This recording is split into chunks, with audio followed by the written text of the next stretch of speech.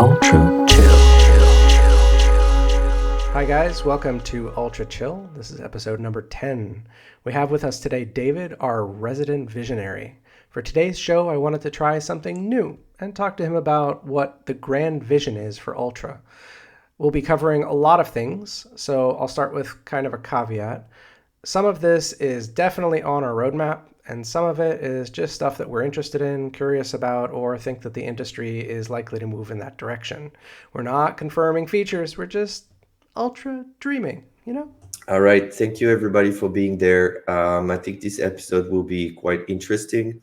It's kind of like the idea is to a little bit get into our heads and, see through our eyes what we see, happening and kind of like the direction that the industry is taking, a potential that the industry has that is untapped and and some of the interesting things that we're planning as a result of what we think is going to happen, which is very, very important. When you run a company, you're supposed to kind of, the more you can predict what's going to happen, the better your choices will be. And so this is kind of like what this episode is going to be about.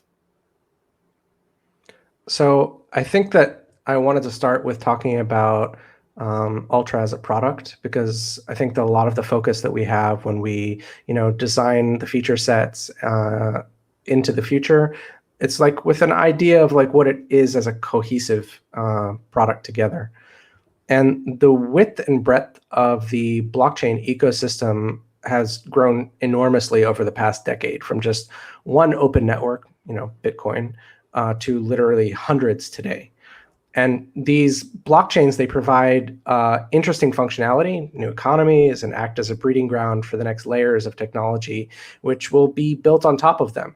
I think that it's super interesting. I think that you think it's also super interesting. And it's way better to be really part of that at Ultra.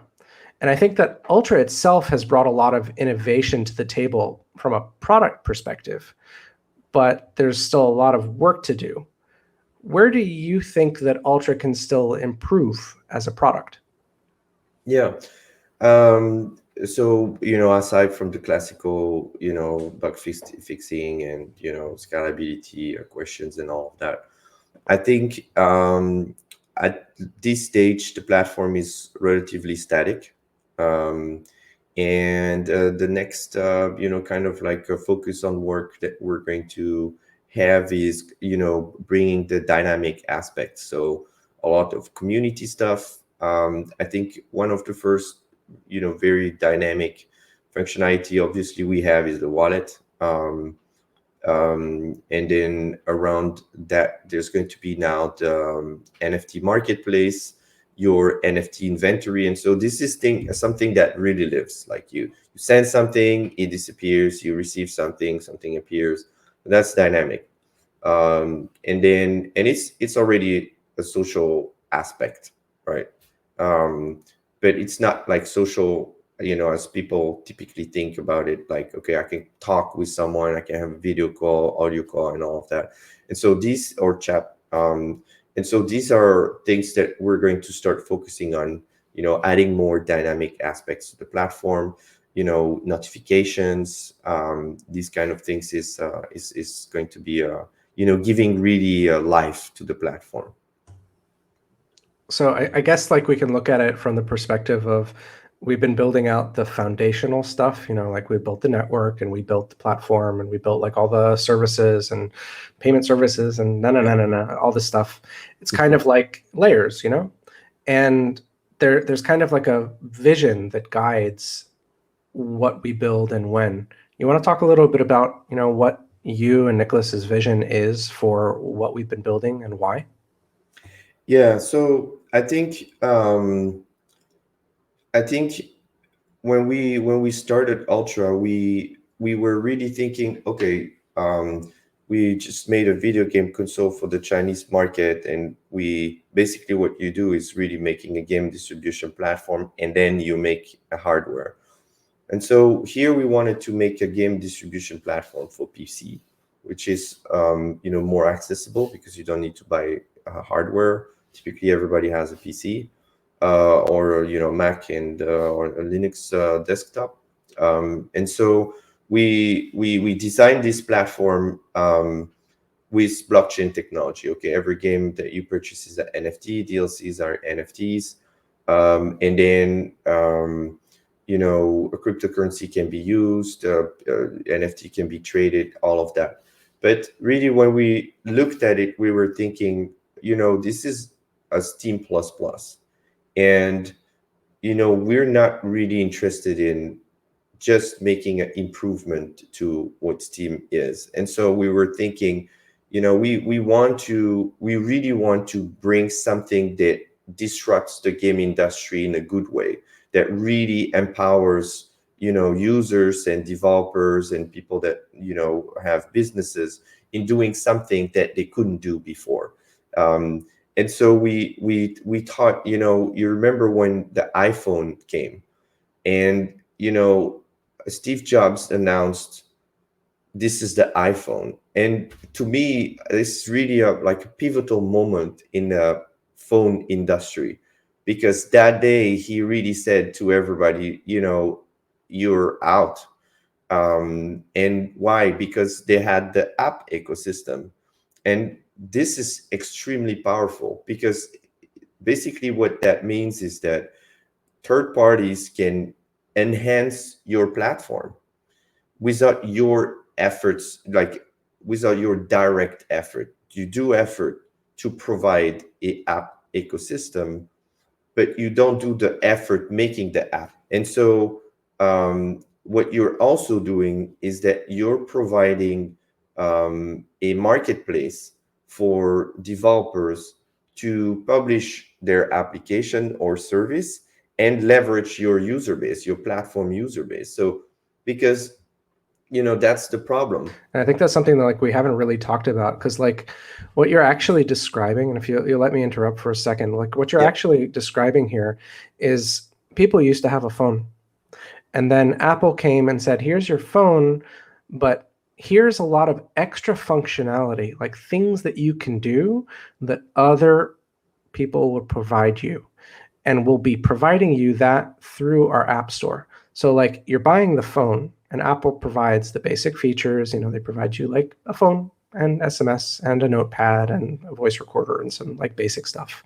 But then you get lots of other people who come and develop applications that have enormous value. You have like Waze, and you have WhatsApp, and you have like all of these like extra functionality, which like frankly, like I don't use my phone as a phone anymore. I use it for everything else. And like Exactly. being able to use a game platform in the same way, that's a really cool way to have like a vision for what Ultra could be. Because like we see just the games, and we see like the marketplace, and that's kind of stuff that like exists on the market in the same way that when did it come out? In 2007, the iPhone, that phones Yeah. were.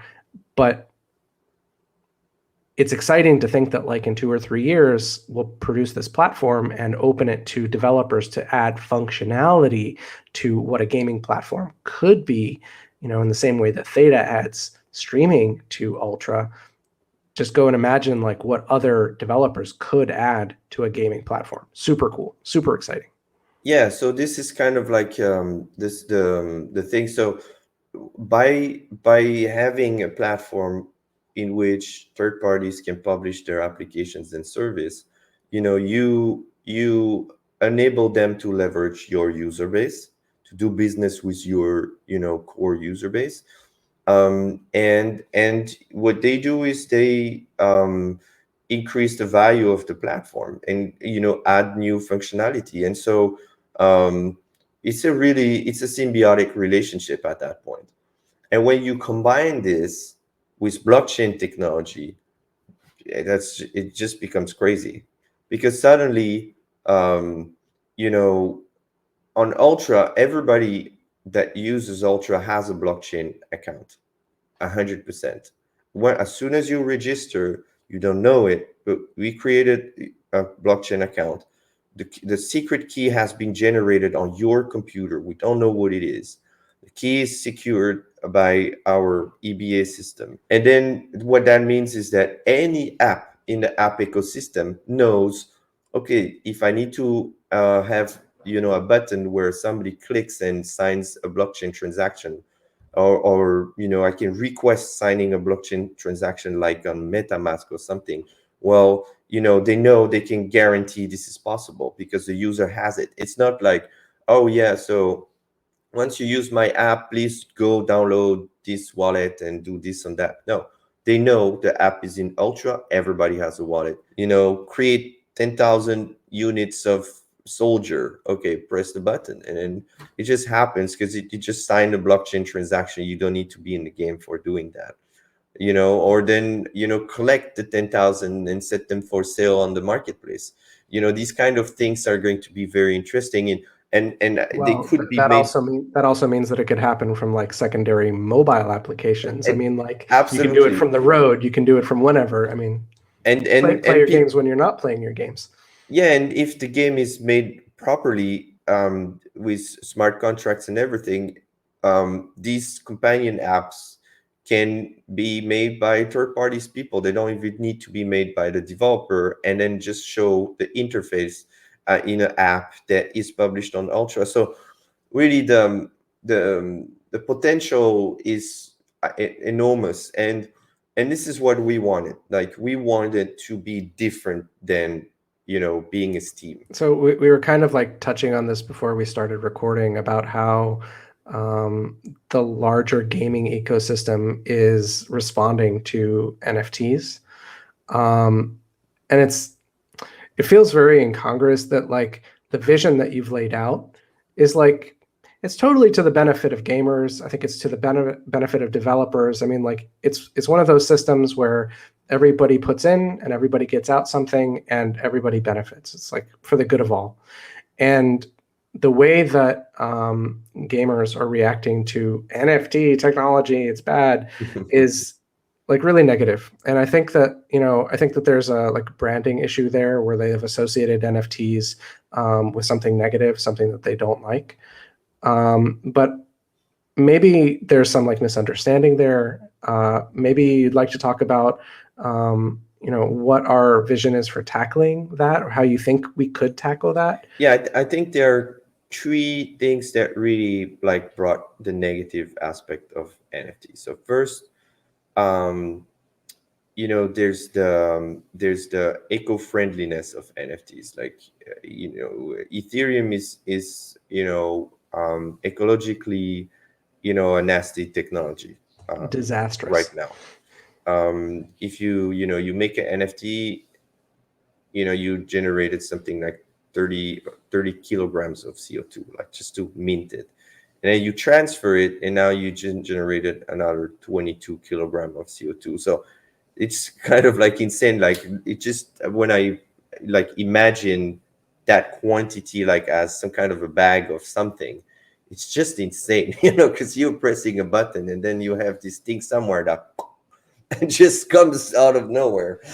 So it's kind of insane to think about that. So I understand that aspect. But there are technologies, like Ultra, which, when you create an NFT or you transfer an NFT, generates less CO2 than what happens when you send a message through email, for example. Less than that. So if you're not like complaining about email, you shouldn't be complaining about NFTs on Ultra, because we do less than emails. So that's one thing. The other thing is that you have, a lot of bad stories of money grabs with NFTs, where people promise something, they sell the NFT, and then they disappear. And it's kind of like, it puts like the whole NFT industry in a situation where, people associate NFTs with scams. The third thing that is, I think, problematic, is that some of these content prices are so high that a lot of people cannot access them. So, but then again, it's kind of like, when you think about casino, do you complain that a lot of people can't go to the casino? You know what I mean? Like, there will be some games that are expensive, and there will be some games that are not expensive. I think we're in this situation where NFTs are very, very new, and the way I see it, it's kind of like free to play all over again. When free to play came, it's a model that actually was really invented and pushed in China, and it was very, very successful. And eventually we picked it up. But initially, free to play games were mostly pay to win. Is basically, yeah, here, you get your stupid gun, and then you pay and you get a bazooka, and then you guys play together. So Good eventually the luck. guy that paid had a lot of fun. But then eventually the guy that didn't pay didn't think it was very fun and left. So the model over time kind of like evolved, and some games are still pay to win, um, but they're games that you know that are more adapted, and that maybe manage the pay to win a little better than what it used to be. But mostly now what we see are games that are like Fortnite, where you don't gain advantage, and what you gain is like you could progress better, and then you look better, and you have some funny things that you can do that other people can't do, but it doesn't change the game mechanic. And these basically ended up being fantastically successful. And I don't think anybody complains that Fortnite is free to play, like literally. And so I see that happening with NFTs. So today you have games that nobody can access. You have things that are unfair. You have a lot of you know uh, like I would say badly designed, or is it badly designed? Like, if your goal is to make money, well, you can make money with NFTs today relatively easily. That's an interesting um question because like the the economies of like how gamers and developers kind of like push and pull towards their end goal yeah, is it's not straightforward. It's not clear because gamers, they want to have a relaxing time, they want to have fun, they want to do what gamers are going to do, but developers, like, they put thousands and thousands of man hours into a game, and their goal isn't for gamers to have fun. Their goal is to recoup costs. Their yeah, goal is to make money. And like there has to be like a balance between those two things, right? And I yeah, think that like a lot of the comments that I've seen in different gaming forums that I've been frequenting a lot the last like 3 or 4 months is that people don't like things like loot boxes. They don't like microtransactions. And they feel like, something is being taken away from them. But I don't think that that's actually like reflective, a good reflection of the reality of how that dynamic is actually playing out in the market. So I don't think that NFTs are an extension of that. I think that they're a fix for that. I think that they're going to provide like a more level playing field, which is going to allow, gamers to have some control over, what their gaming experience is going to be like, now, and also the time and the money that they put into their game, what it's going to be like in the future. it's really a matter of maturation. um just like free to play games, they used to have a lot of issues, and now we understand it better, we can manage it better, there's data that backs certain decisions, and we know where we are, and this is not the case with NFTs. And so I think it's just a matter of time. At the end of the day, players always win, always.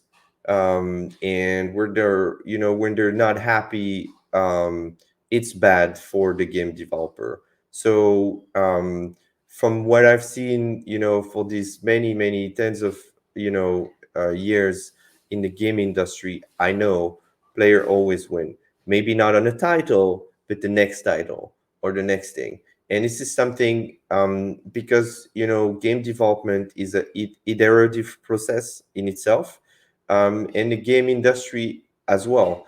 But once we see a model that works, every game developers are looking at what's being done and the mechanics they have and the technology they use, and then success stories are tend to be more desirable than failures. So, if I can put that like that. So eventually, people know what's working, and that's where we are. Like at this point, we're in the wild west.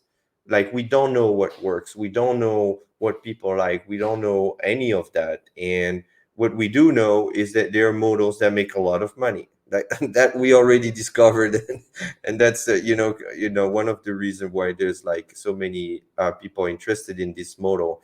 But eventually, as the space matures, it's going to be less about making money fast, but it's going to be more about, well, in my game, if I have this NFT that does that, then everybody will love that.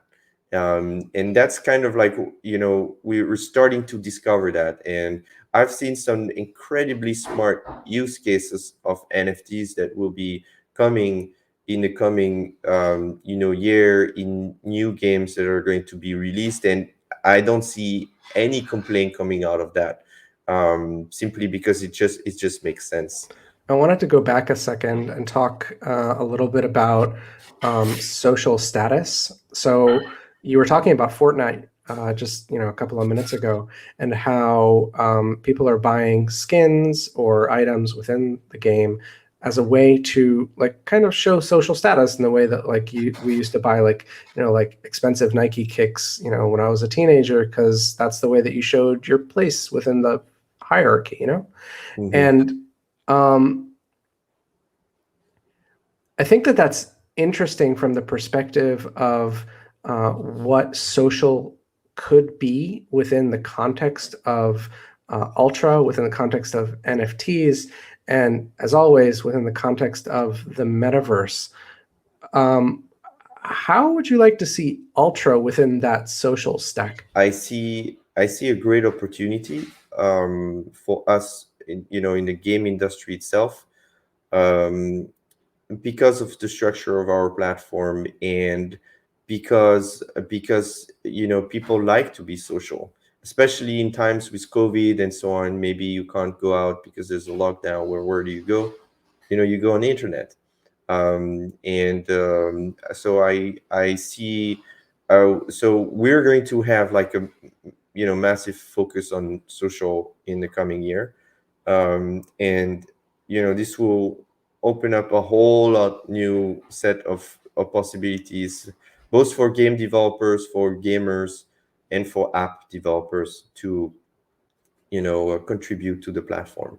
So the NFT standard that we deployed recently is good, but by no means complete. There's a lot of things that we're still looking to improve. And I guess we could say there's a lot of standard functionality that's coming. And I guess it isn't really that interesting to talk about that stuff so much. So, as our resident visionary, what features of our NFT standard are interesting to you? And what do you think really makes our solution stand out? Yeah, so I think first of all, I think the most interesting thing about our NFTs that they evolve over time.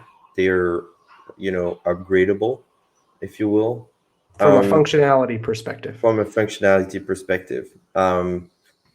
They don't evolve. Like, let's assume your NFT has a parameter which has like resale commission of 5% for the creator of that NFT. Obviously, we're this that's once the NFT is minted, it's there forever, right? But today, our let me give you a good example. Our NFT marketplace is actually embedded in the NFT. So typically, if I go on OpenSea, I need to give my NFT to OpenSea, and then they set it for sale. Somebody pays them, and then they send the NFT to that person. I don't And think people really understand how incredibly centralized OpenSea and most of the other marketplaces actually are. They're not decentralized, and the functionality for moving minted tokens from one user to another and performing many of the basic functionality of those NFT standards, not decentralized at all. yeah, yeah, there some, I think some business or some use case don't need to be decentralized, but in this case, I think it does make sense when, because you're trusting OpenSea to not be hacked. Um, so in our case, the NFT marketplace is inside the NFT. So when you have an NFT, you set it for sale. You're actually not sending it to anybody. You're just taking, a little, panel. You stick it on the NFT and say for sale, and it's just on still in your, inventory. And then there's a price that you can set. And then if somebody decides, well, I want to buy it, then they can give the right amount, and then the NFT goes to his inventory.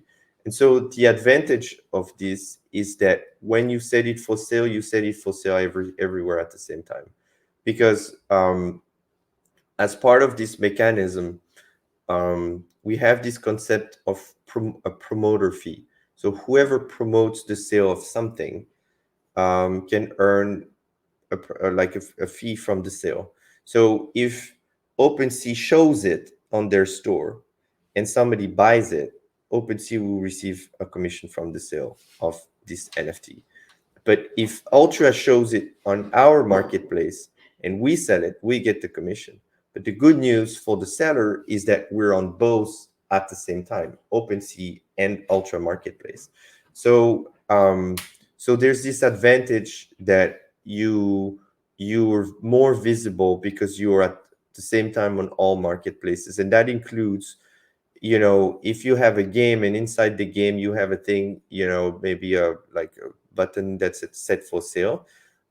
When you set it for sale in your game, boom, it shows up in the Ultra marketplace and it shows up in OpenSea at the same time. So it's and vice versa. Somebody sets something for sale and you see it in the game and you can buy it straight there. You don't need, access of that NFT, and whoever shows it, and that includes potentially the game developer, because everybody's going to scroll inside the game.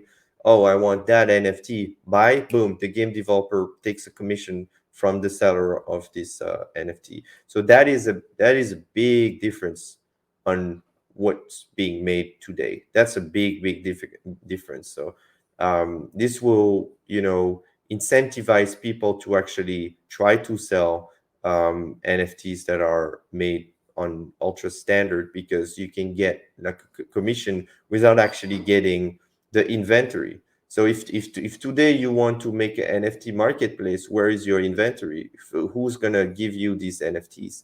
Well, tomorrow, if you make a marketplace using Ultra Standard, well, suddenly you can sell a million of NFT because they're there for you to sell. The fastest Instant liquidity. instant, right there, like your inventory is there. You don't need to even search for it. If somebody sets something for sale somewhere in the world, in China, you can sell that person's NFT and earn a commission out of that. I guess also from like a developer perspective, I mean, what a headache saver that is. Like you don't have to build all that functionality yourself. You don't have Yeah, to deal with like the marketplace dynamics, any of the economics that are involved and in that the custody of these custody. assets, Yeah. because you need to secure them, and then you need to manage all the data around it. All here, you literally you do nothing. Like there's you just look at what's there, and then you put the button, hey, you want to buy it, and then somebody buys it, boom, you take the commission. So that's very cool, and that's part of the NFT standard. um and um and that's part of the NFT standard today. Now, as part of this, you know, philosophy of a global, unified marketplace where everybody can make money if they do the effort to, make money. Um, we're going to add very soon the auction system. And so what's interesting is that, it's still as part of this NFT and the global store and everything. But so today you don't have the auction system, but if you have that NFT, tomorrow we will upgrade the NFT standard, and boom, now you can set your old NFTs in the auction system in the global marketplace. And so this is, yeah, like this ability to upgrade is something that's going to be very, very powerful, because what we want is that when people think about, okay, I have a unique, and this unique, I know what I can do with it. I can trade it, I can send it to somebody, I can set it for sale, I can auction it, and like everybody can do it. And when they do it, it's done in the best way possible, because it's like done on the global, marketplace thing that I just explained. I guess Um, we should take a second and kind of like explain why that's possible for us and not possible for example, NFTs that are deployed to like Ethereum or any of the Ethereum compatible chains, where what they're actually doing is they're deploying kind of like a template contract where somebody develops an NFT standard like ERC 721, and then they edit it to fit their specific needs, and then they upload it, with the NFTs that are associated with their NFT project, right? And what that actually means is that you have kind of like thousands of kind of individualized NFT projects, and then if somebody goes and makes an upgrade to that standard, every single one of those projects has to go and manually update somehow. And on Ethereum, that's not really what's going to happen. So on Ultra, we don't work that way, right? So we have kind of a core NFT standard that the token factories inherit from, and then the NFTs that are minted by the token factories also inherit from. So there's yeah, this like hierarchy, which means that we can fix or update the NFT standard, and then everything else inherits from that, which means that functionality is inherited from that. yeah, it's kind of like, so we have this entity, I like to call the token factory dispenser on the blockchain. And you can basically, to simplify, you can basically say, hey, Ultra blockchain, create me a token factory, and then you have a token factory, and this thing can create tokens like I don't know, and like NFT 1, 2, 3, 4, 5 from a collection, whatever. And then somebody else can say to the blockchain, hey, I want to make another NFT, boom, that's another one. But they never published a smart contract.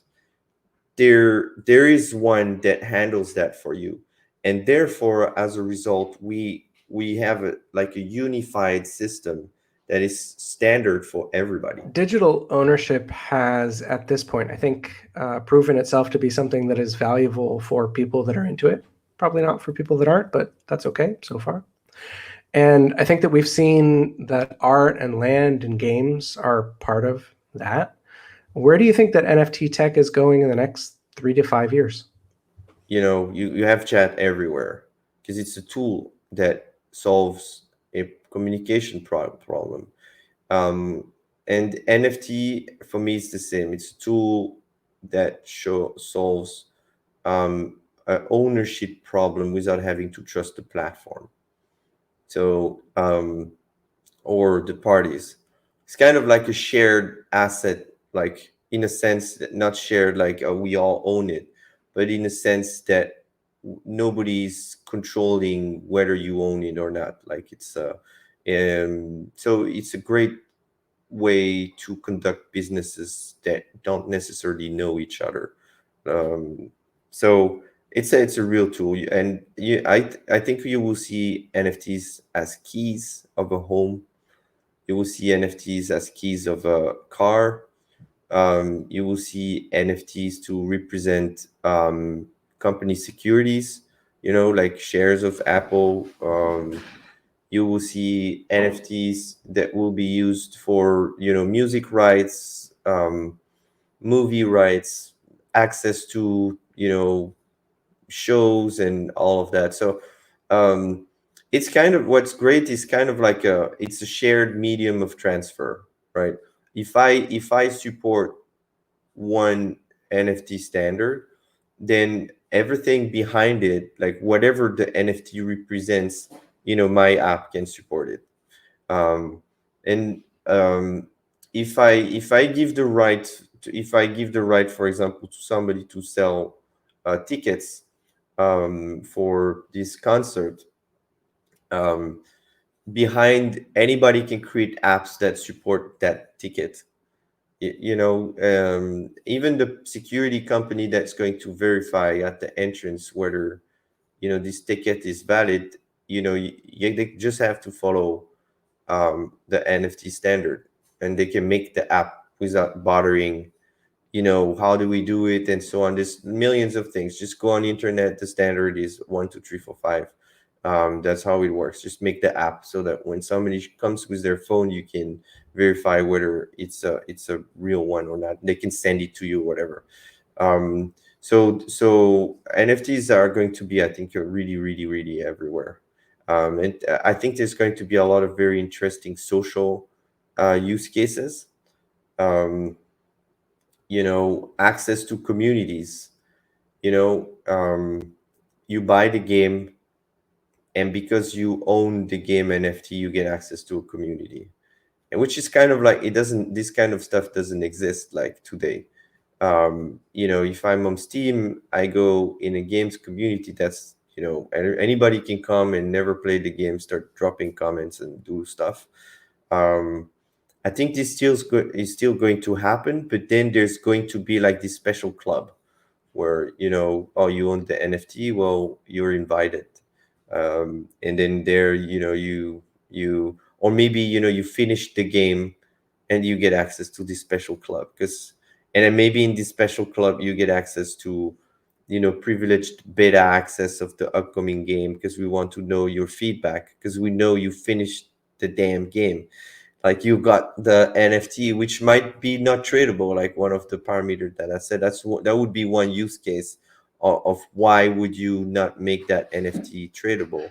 Well, because then you can prove that your, blockchain identity is really the one that finished the actual game.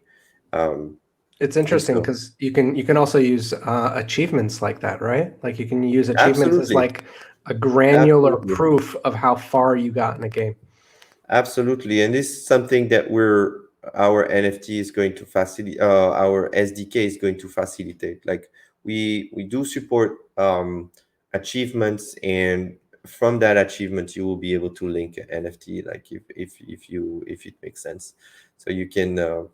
And then because there's this piece of standard technology, you can start using it in million of different things, like, oh, because you have the, maybe when he will open, like, this other mobile game that the same company made, what they can do is to just see what NFTs you have, and then they see, oh, you have that, well, then I give you this, and it's standard. So once they understand how the standard works, they can start using it in many creative ways. So just imagine, I'm the game developer, and and it's a multiplayer game, and I create this really, really difficult achievement. But if you win this achievement, if you manage to make this achievement, you receive that NFT that has tokens. So there's an actual financial incentive for you to achieve that. But maybe this achievement is something that solves a problem in your game. For example, if you have a class game, and everybody wants to be the warrior or the hunter, but nobody wants to be the healer. Well, now you can create an achievement. Once you heal 100,000, MPs, or what, HPs, or whatever the thing is, of using the healing class, then you will receive that achievement. And suddenly like everybody wants to be, because they know, okay, if I do it, I'll receive $10. And then you're solving the problem that, okay, we always need, like everybody's waiting, yeah, because nobody wants to be the healer. Well, suddenly now you have like a bunch of people that are just going to play because they're being paid for playing, that particular role. And so everything's so creative, like you can do so many things with NFTs, and this would be one achievement use case with NFTs and the functionality. We call it the chest, NFT chest, where you can put stuff in it. Thanks a lot for coming on. As always, it's super fun to have you on the show. My pleasure. Looking forward for the next one. Let's talk about metaverse. Sure, that'll be fun. Yeah. Thanks to all the Ultra fans out there. Make sure to subscribe and share this episode wide and far. See you next time, and keep it ultra chill. Thank you, guys. Take care. Ultra chill.